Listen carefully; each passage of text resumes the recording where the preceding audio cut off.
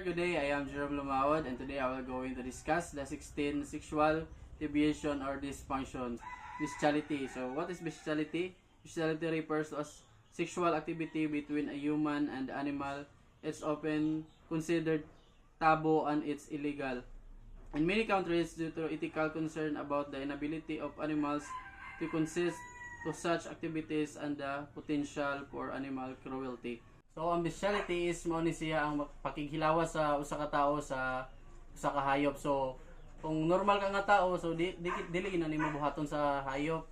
Ang kasagaran pud mag-commit ani is na sila kuan sakit. So mao ni siya ang gitawag nga bestiality. Next is homosexuality. Homosexuality refers to romantic or sexual attraction or behavior between member of same sex or gender. It's natural variation in human sexuality, with an individual identifying a homosexual, gay, or lesbian, or queer. Ang homosexuality is mo ni siya ang paraning laki to laki, bae to bae.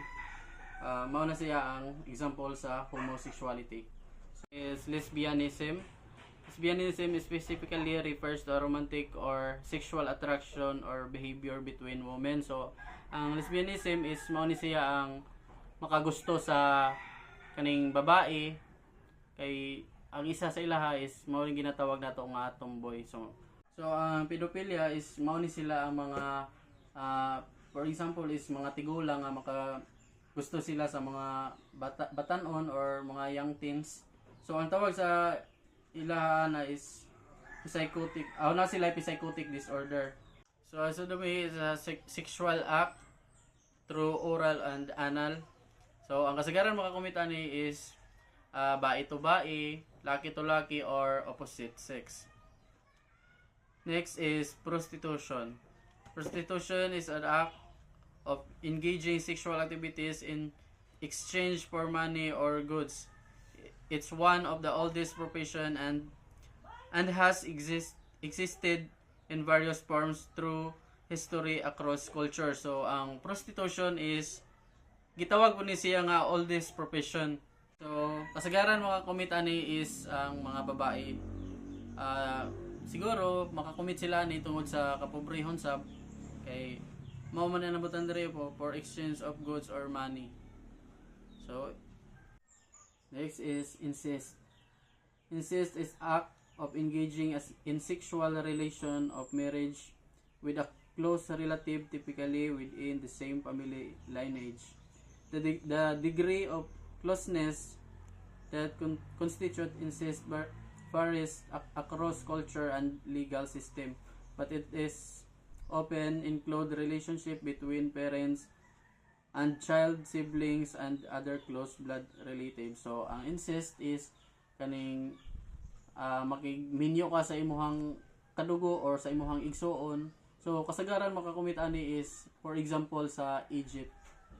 Sa Egypt, mas kuan ni dito ang case ng incest.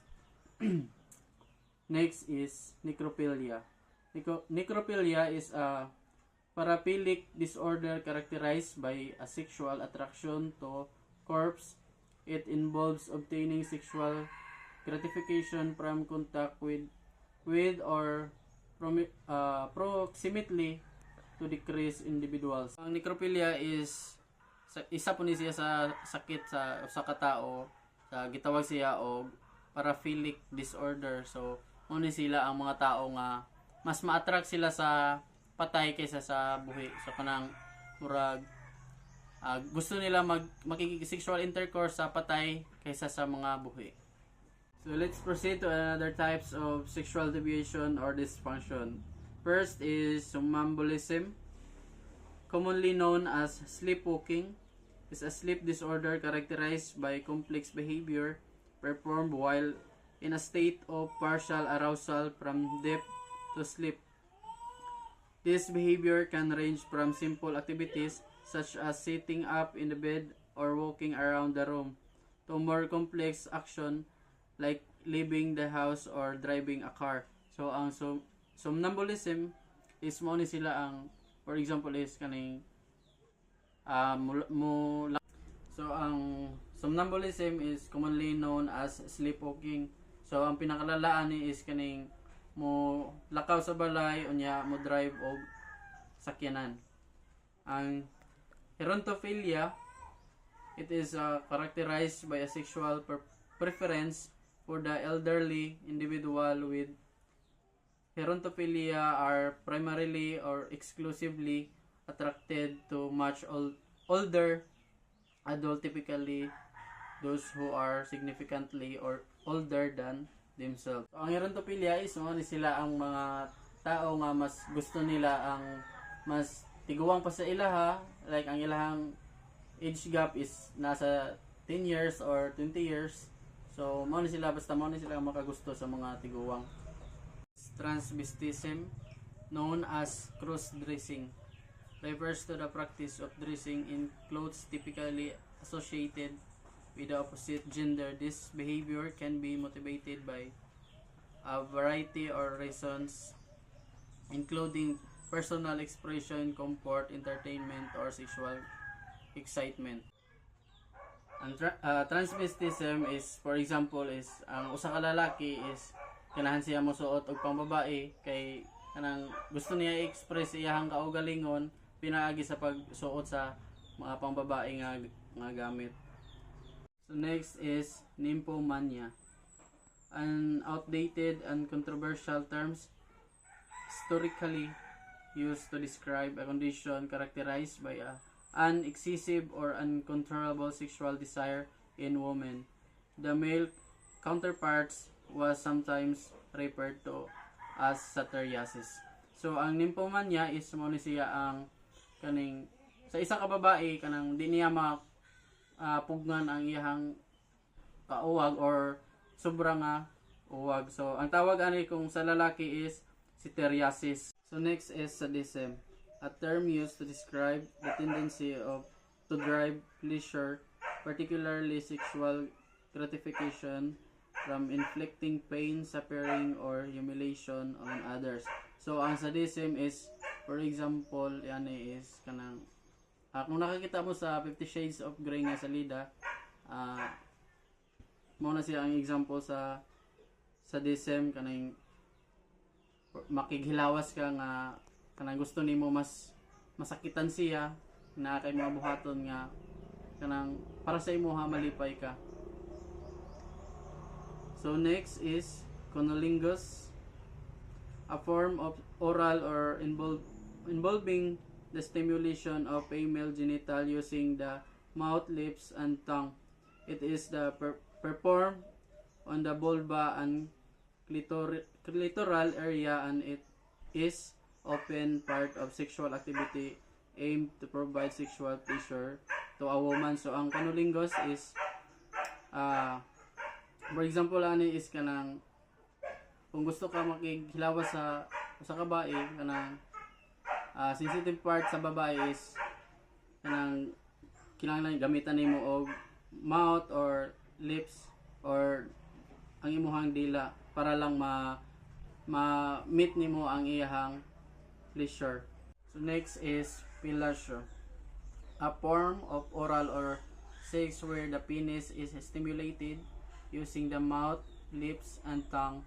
It is common sexual practice that can be part of foreplay or asexual activity on its own. So ang fellatio is kabaliktaran ni siya sa cunnilingus.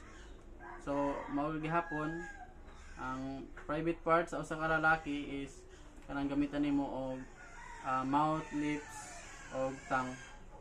So parehas ra gyapon siya sa cunnilingus. So next is analingus, a form of oral sex that involves stimulating the anus and perineal region using the mouth, lips, and tongue.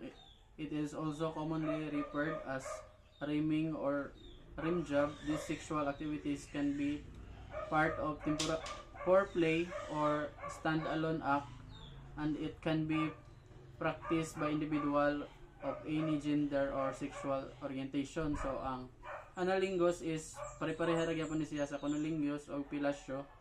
Sa ang analingus ra is kaning sa imuhang lubot ba kana tilaan imuhang lubot, so mao nang analingus. So let's proceed to our 4 theories of victimology. First is victim precipitation theory. Victim precipitation theory is the first theory of victimization. Contends that victim contribute to a criminal event that harm them either through victim facilitation or through victim provocation. So ang victim precipitation is for example is kaning naa siya sa isa ka lugar nga kanang halos kriminal ang naa dira, so kanang kung sa iyahang makita is ma-adapt pod niya. So next is two subcategory of precipitation. So natay active precipitation o passive precipitation. Ang active precipitation occurs when the victim deliberately act, provocatively use abusive words or threats or even attack first. So ang active precipitation is mao ni siya ang kanang mo istorya og mga sakit nga mga words or kanang magbahad mo threats or kanang siya mismo ang manguna. So mao ni siya ang active precipitation. So ang passive precipitation is kanang i-confront nimo siya nga bisag wa siya kabalo o unsa iyang mali nga nabuhat. Mao ni siya ang example sa passive precipitation. So next is routine activity theory. Routine activity theory is based on the assumption that crime can committed by anyone who has the opportunity. So ang routine activity theory is bisag kinsa pwede makakommit ani basta naaray opportunity. Is lifestyle theory. Lifestyle theory suggests that certain people may become the victim of crime because of their lifestyle and choices. So for example ani is kanang hilig ka og party, gusto ka matog bar kay mo kana lagi mo lingaw-lingaw lang. Unya tungod sa imong kahubog nakakita ka anang kalaban dito wala ka kabalo, nasumbagan ba ka o madunggaban. So the last one is deviant place theory. Deviant place theory state that individual is more likely to become the victim of a crime when exposed to dangerous areas. So for example is kaning sa Quiapo, for example is known na siya dira nga daghay mga crime nga mahitabo. So pag moadto ka Quiapo di ka expect nga makauli pa ka nga naapa imuhang, for example manakay mga alahas, mga gold. So di ka mag-expect nga di na dira ma-snatch or unsa pay mahitabo sa imuha dira. So mao na siya ang example sa deviant place theory. That concludes everything. Thank you sir and God bless.